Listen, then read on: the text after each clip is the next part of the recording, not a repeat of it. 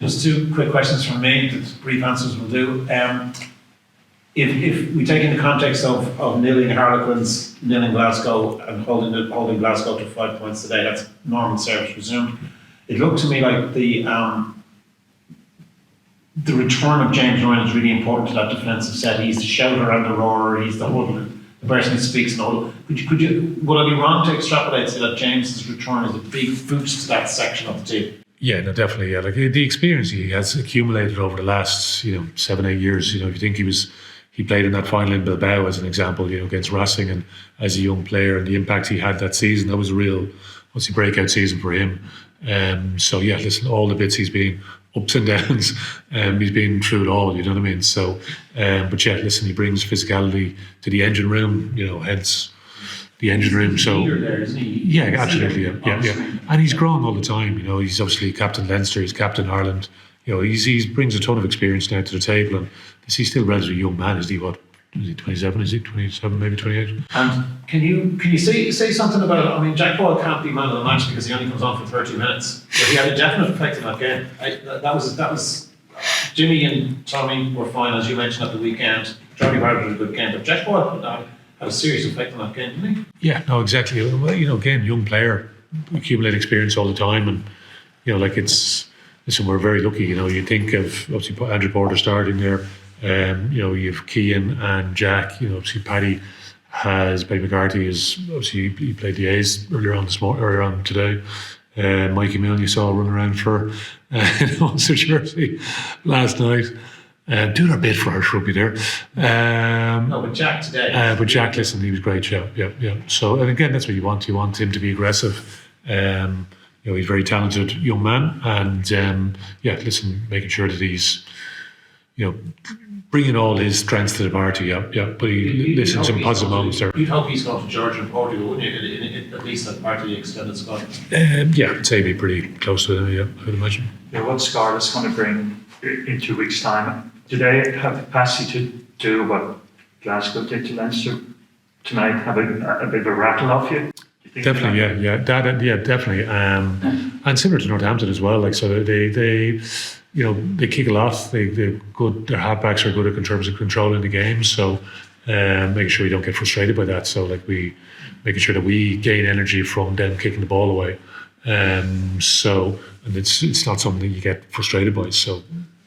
But yeah, they're well coached. Obviously Dwayne Peel and Jared Payne, those two in particular, have a very good understanding of the provinces from their time here with Ulster. So So we thought we'd learn some things that week, because there was things that cropped up in that game. But again, not sure that we necessarily fully applied. Definitely different group that we had the following week. So sometimes you got to go through it. So, but definitely we'll have a look back some of the things that were Scarlets exposed us at different stages. It'll be a good challenge for us. I know you're happy winning that match, but when you look back, you'll see a couple of knock-ons. It could be 2 more tries, a few individual errors around the place. How would you have seen Leinster's performance tonight? That's his thing. It's just been a little bit more clinical, probably, and that's some of the cohesion and some of the change maybe a part of that as well. So, and that's the thing, making sure we, use the week next week and the obviously the game week itself, just making sure that we're build that level of accuracy. So, whether that's some of the set pieces, a couple of little technical things where we get done. So, just how we manage that part of the game, definitely. It's sometimes it's better to have that type of tight game, isn't it? Like some of these blowout games. I'm not sure what we necessarily have learned from a few of them. So, listen, it was good that we had to figure things out today, which was good. When you reviewed those 2 games, the Northampton game and the Scarlets game, I know they were 2 very different teams in terms of what you played, but did you see similar deficiencies there that you hope will help you in the knockout stages? Definitely, yeah. And it's managing some of the momentum of the games is a big thing, isn't it? So you think back to the semi-final here, it's for all different commentary that happens post events, and it's all these different narratives get built up. We were 25-26 minutes into the game, and we scored a try. Josh gets in, and Northampton lose a man to the bin. We're playing against 14 men, and we're 15-10 up. But 26 minutes playing against 14 men, we don't push on. And bizarrely, we go in to half time. What was the score? It's 27-15. So we lose that period 17-0, where we actually had the momentum at that stage. We're not able to ram it home. So making sure we were able to manage those periods in games. So there's a little bit of the game management part there.